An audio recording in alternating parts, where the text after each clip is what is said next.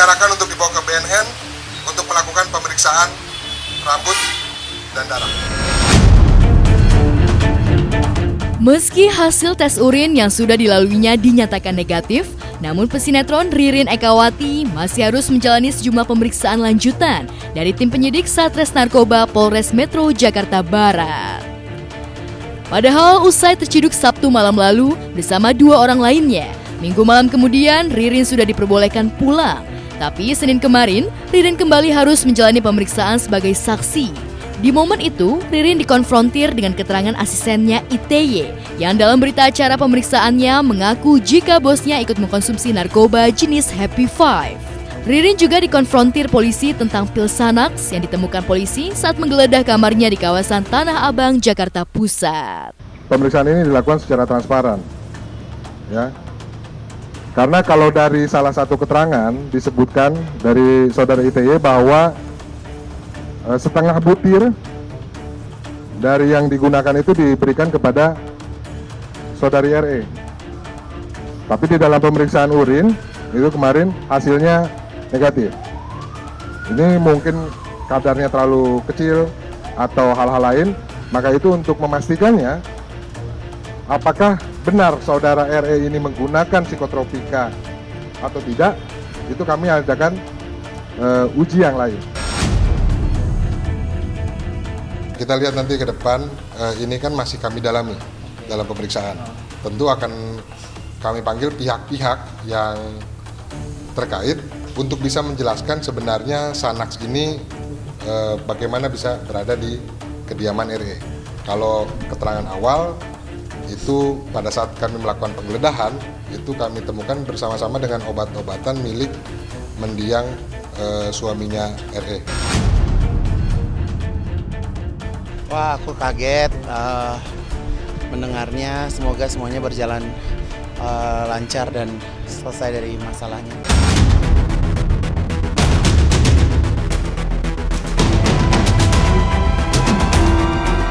Untuk membuktikan apakah Ririn punya jejak rekam sebagai pengguna narkoba atau tidak, ia harus menjalani tes rambut dan darah di Pusat Rehabilitasi Pecandu Narkoba di kawasan Lido, Jawa Barat.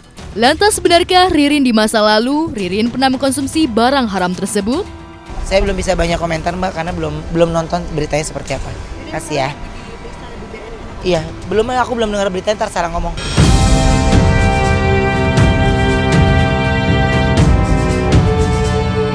Tertangkapnya artis asal Tarakan, Kalimantan Utara yang sempat membintangi sejumlah sinetron ini jelas sisakan tanya.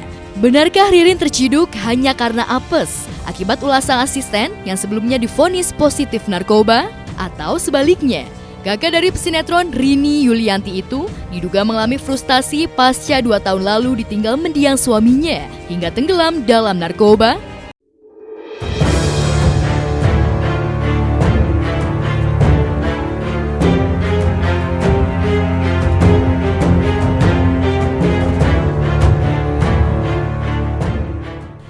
Fakta lain, ihwal ditemukannya narkoba jenis Xanax di dekat obat-obatan milik mendiang sang suami di kamar pribadinya juga mencuatkan tanya, benarkah barang haram tersebut miliknya atau milik mendiang suaminya? Inilah yang sedang kami dalami, karena kejadian mendiang suaminya sendiri meninggal kan sudah 2 tahun lalu kalau saya tidak salah, itu 2017. Jadi ini makanya kami sampaikan kami perlu melakukan proses pendalaman. Ini kan baru hari ini hari kedua kami melakukan pemeriksaan. Jadi mohon rekan-rekan media juga bersabar, kami akan update nanti hasil pendalaman yang kami lakukan seperti apa. Gimana, Pak? Sementara keterangan yang diberikan oleh yang bersangkutan itu milik dari mendiang suaminya. Tapi ini harus kami dalami karena kami temukan saat penggeledahan untuk memastikan apakah keberadaan Xanax itu memang sah berada di sana, maksudnya memang betul milik dari mendiang suaminya, atau itu didapatkan dengan cara-cara yang lain. Jadi ini masih kami dalami.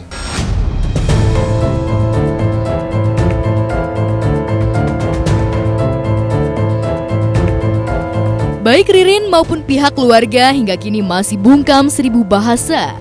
Bahkan usai diperiksa tes darah dan rambut kemarin, ia yang ditemani sang adik langsung bergegas meninggalkan kerumunan awak media. Tanpa secuil kalimat pun memberi keterangan ihwal hasil pemeriksaan.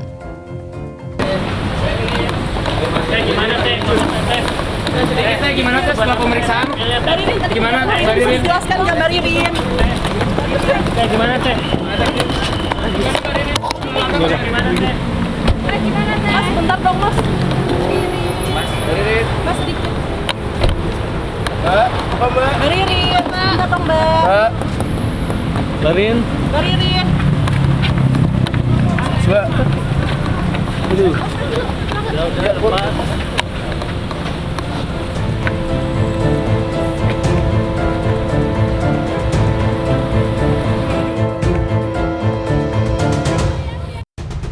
Memang masih terlalu dini menghakimi apakah Ririn terjerembab dalam narkoba atau tidak.